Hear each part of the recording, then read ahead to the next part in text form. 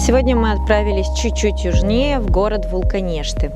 Название этого города происходит от легенды, связанной с тремя братьями, которые на этой территории занимались овцеводством. Самый старший брат, к сожалению, он скоропостижно скончался, и братья решили в честь старшего брата назвать эту территорию, а звали его Вулкан. И до нас название дошло как Вулканешты. Вулканешты и Вулканешский район – это настоящий клад для любителей истории, археологии и палеонтологии, потому что на этой территории было много найдено интересных артефактов, связанных с историей этих поселений. Одна из самых интересных скульптур, которая здесь была найдена, она называется скульптура мыслителя. И ее мы можем теперь увидеть в Кишиневском музее истории. И еще один из артефактов, который был найден на этой территории, это у нас скелет мастодонта, который мы можем сейчас видеть в этнографическом музее в Кишиневе. Но Вулканешты, он прославился другим событием мировым, которое очень важно в мировой истории, это Когульская битва. Мы сейчас с тобой находимся у памятника Когульской битвы. Этот памятник появился здесь по инициативе и по идее Семена Воронцова. Это у нас был наместник Бессарабии. По его идее решили установить памятник в честь событий, которые здесь происходили. Значит, но этой территории, где мы сейчас находимся, здесь проходила битва русско-турецкая. Обязательно рекомендую тем туристам, которые приезжают в Вулканешты и посещают памятник Когульской битвы, обязательно зайти в музей краеведческий, потому что в музее есть зал, который посвящен как раз Когульской битве.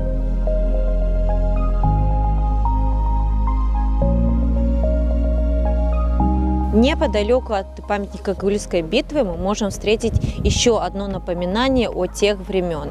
Мы стоим с тобой перед обелиском, который посвящен Семену Воронцов. Это известный граф Воронцов. Этот обелиск был установлен сыном Воронцова. И на обелиске мы можем даже видеть герб семьи. Конечно же, если сравнить эти два памятника, обелиск намного меньше, потому что он по высоте всего только 7 метров, а памятник Когульской битвы всего 25 вместе с постаментом.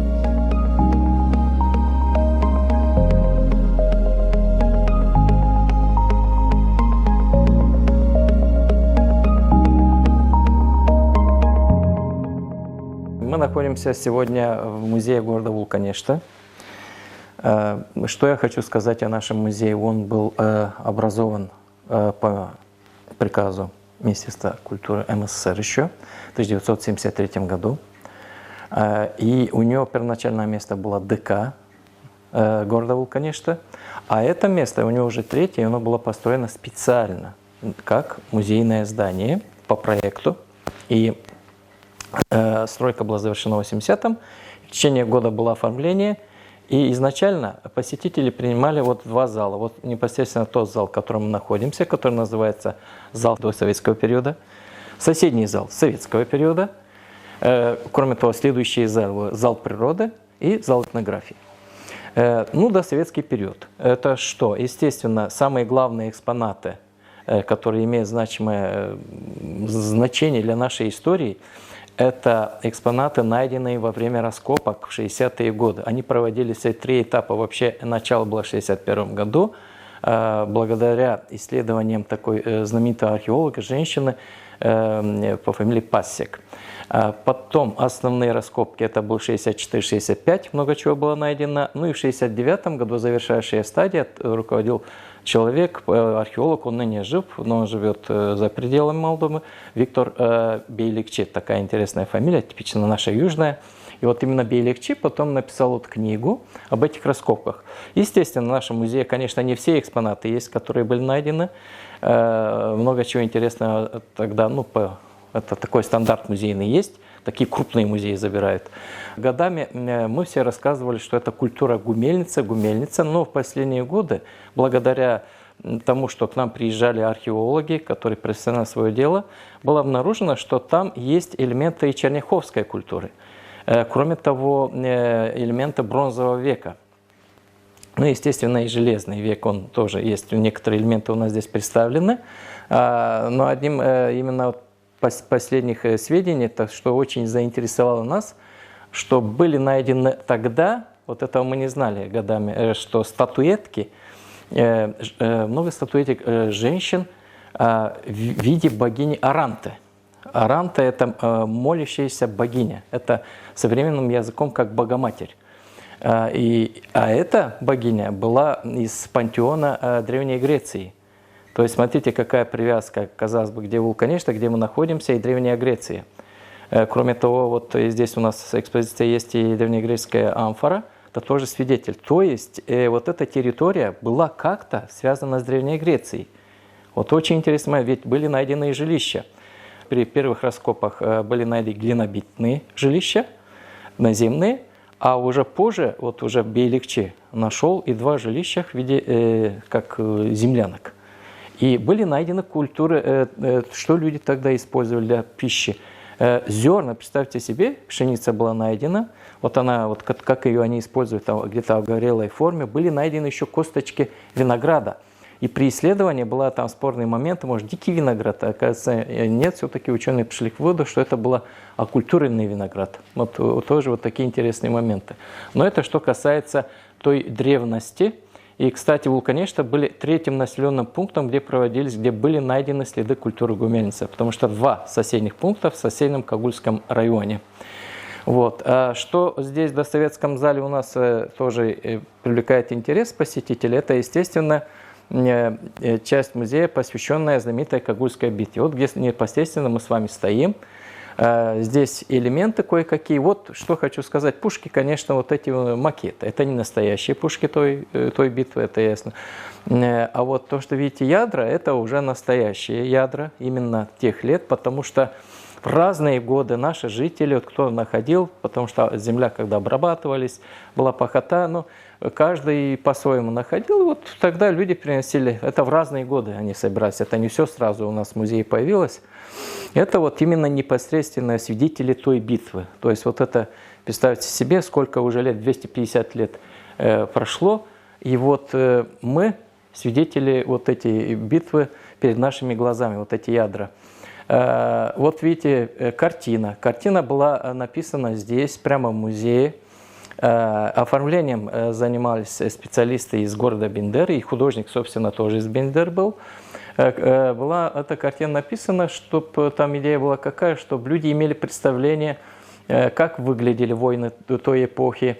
Потом знаменитая тактика, которая рассказывается, ну, повествуется и в музейных рассказах, и в интернете, вот есть статьи, что когда стала проблематика, как решить проблему соотношения сил, потому что с турецкой стороны было очень много, ну, это почти каждый источник указывает, что русских солдат было, ну, войска русского было 17 тысяч, а турецкого 130 тысяч.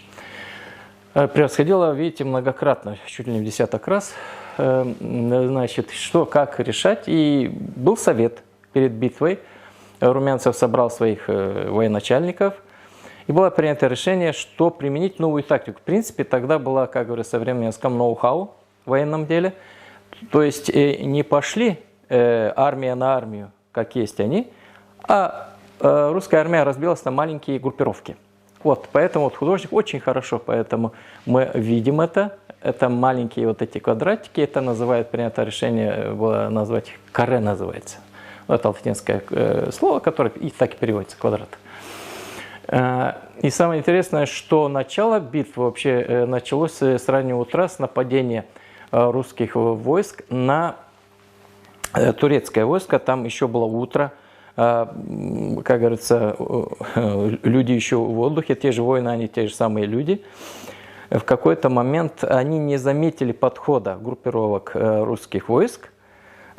И были удары с разных сторон, были по флангам, были с тыла. И было замешательство. И у турок получилось мнение, там они пришли к мнению, что, видимо, за ночь пришло подкрепление, что русских стало больше. Ну, конечно, потом они опомнились. Не надо забывать, что все-таки в составе турецкого войска были янычары. А янычары, как мы знаем, они профессиональные воины. Они пожизненно воевали. Их с малолетства обучали воевать. То есть вот их так воспитывали. Вот. И, конечно, они быстро там организовались, дали отпор. Но опять-таки, понимаете, инициатива, вот что значит вовремя проявленная инициатива. В итоге русская армия начала громить турецкую. И турки побежали, да, вот, и очень многие источники говорят, что двинулись в сторону Дуная. И очень многие спрятались в дельте Дуная. Дельта – это там островки. И, понимаете, понятное дело, там русские не очень ориентировались, это для них была чужая территория. И, естественно, таким образом часть турецкого войска спаслась. Но кто не успел, был взят в плен. Ну, очень много было оружия, само собой, собрано тогда. В чем значение вообще этой Кагульской битвы? Это была первая битва в истории русско-турецких войн, где русская армия победила с таким минимальным количеством огромную армию турецкую. И это вошло в аналы истории. Потому что через некоторое время эта весть дошла и из соседних европейских государств. И вот есть факты, что, если не ошибаюсь, король Пруссии или вот Австрии написал письмо Румянцеву, как восхищаясь им. Кроме того, очень интересный момент, это тоже немаловажный момент. На тот момент был такой награда, орден Святого Георгия. Святого Георгия, именно орден. Многие знают это как медаль, как Георгиевский крест, но был еще орден. И первым орденом была награждена, ну так, все-таки государыня, императрица Екатерина II. И когда Екатерина II узнала о столь блистательной победе, представьте себе, она сняла с себя этот орден и, так сказать, посыльным послала вот Румянцеву, и как награду, то есть от себя передала свою награду Румянцеву. И получается вот такой знамение. Ну, конечно, он был награжден, как тогда полагалось, оружием, там были сабли изготовленные, там эфесы там, позолоченные в камнях. Офицерский состав, конечно, был награжден тоже такими наградами. Но так как вот все-таки солдат ведь тоже надо награждать, и тогда по приказу императрицы Екатерины II была отчеканена специальная медаль в честь этой битвы. Вот мы можем видеть вот здесь ее, ну, ребята местные в свое время отчеканили. Она в увеличенном формате, чтобы каждый мог видеть. Что мы видим? С одной стороны здесь профиль Екатерины, вот ее имя, понятное дело, императрицы. Ну и с другой стороны название местности Кагул и дата. Вот. Такая простенькая медаль, и ей были награждены, и вот если я сейчас не ошибаюсь, где-то 10 тысяч солдат этим были награждены этой медалью. К сожалению, этой медали вот, нету, в нашем музее такой нету. Была информация, типа, есть в Кагуле, но я говорил с кагульскими коллегами, они сказали, что у них есть это как новодел, то есть не оригинальная. Вот изготовили в честь этой битвы в свое время памятная такая медаль. Ну, такая как бы ее копия. Кагульская битва. Почему-то вот люди связывают ее с городом Кагулом. Вот знают, есть город Кагул. А на самом деле не так.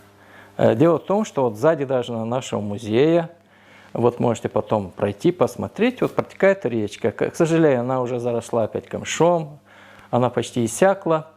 Но одно время это была полноводная река. И даже мне старшее поколение рассказывало, что перебраться с одной стороны на другую, они буквально по льдинам перепрыгивали там, чтобы дойти туда. Мостов-то не везде было, материалов таких и не было, как сейчас мы имеем. Река называется это Кагул. И, естественно, битва взяла свое название не от города Кагула, а от реки Кагул. И, в свою очередь, река Кагул по течению, она впадает в озеро Кагул. Есть вот у нас в нашем районе село Этулия. А Этулия, и годами все люди называют там Этулийское озеро. Но это народное название. На самом деле это начало озера Кагул, куда впадает река Кагул. А само озеро уже растекается на территории Украины. Вот. А вот Кагул-то, почему он Кагул? Изначально это село на момент битвы, это было село, называлось Фурмуассе, в российских источниках Формоза, под таким названием. Но это латинизированное название, потому что из книг Дмитрия Кантемира. Да, Дмитрий Кантемир написал свою книгу, известную по описанию Молдовы, Дискриере Молдовии. И там он дал латинское вот название Формоза, и так пошло и в российских источниках. И когда уже после очередной войны, уже прошли годы, и Бессарабия вошла в состав Российской империи, здесь военным губернатором был человек по фамилии Федоров. И вот Федорову пришла мысль переименовать Фурмаса в Кагул. Ну что, и так было принято решение, это они так сделали. И вот, пожалуйста, Фурмаса стала Кагулом. Вот такая история.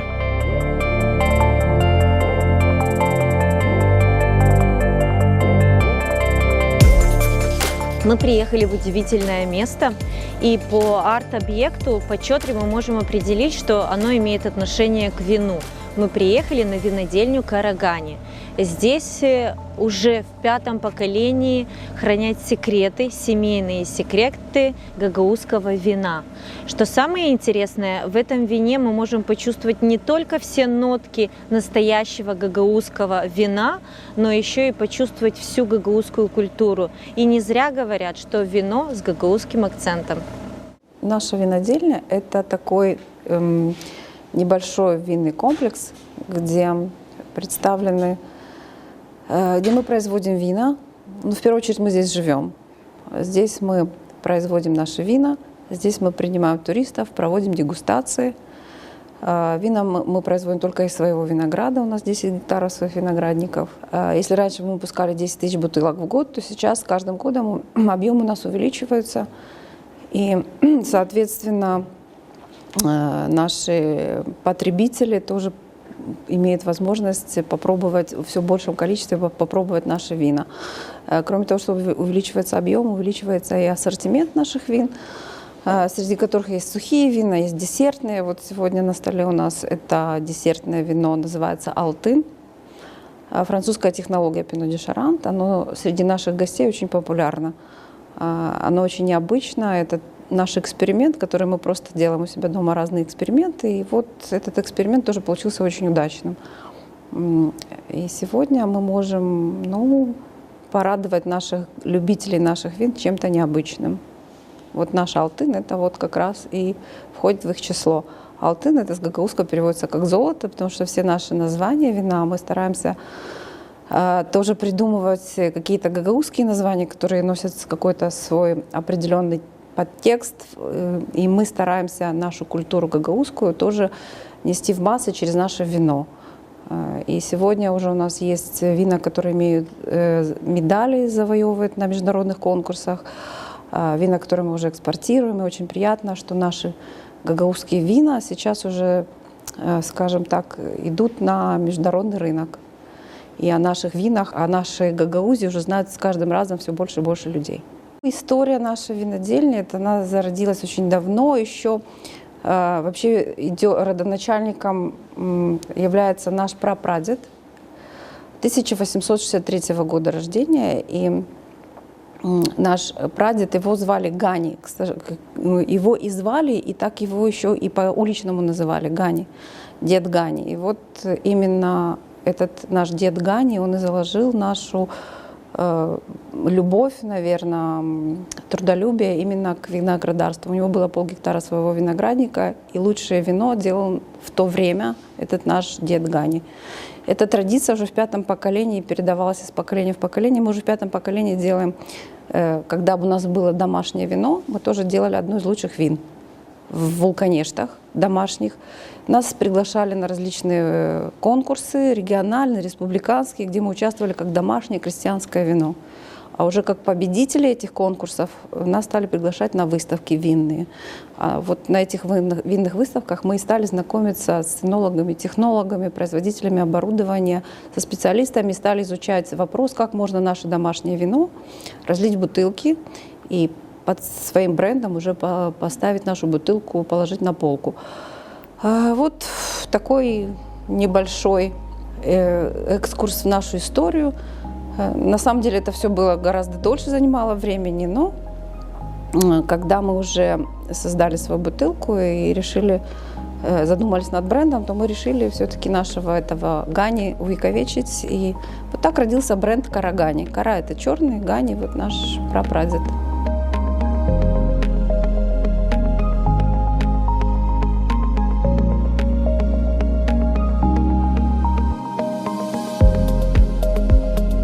И последнее место, которое мы можем с тобой посетить, как раз находится при выезде из города Вулканеш. Здесь проходит Троянов вал. Это памятник археологии.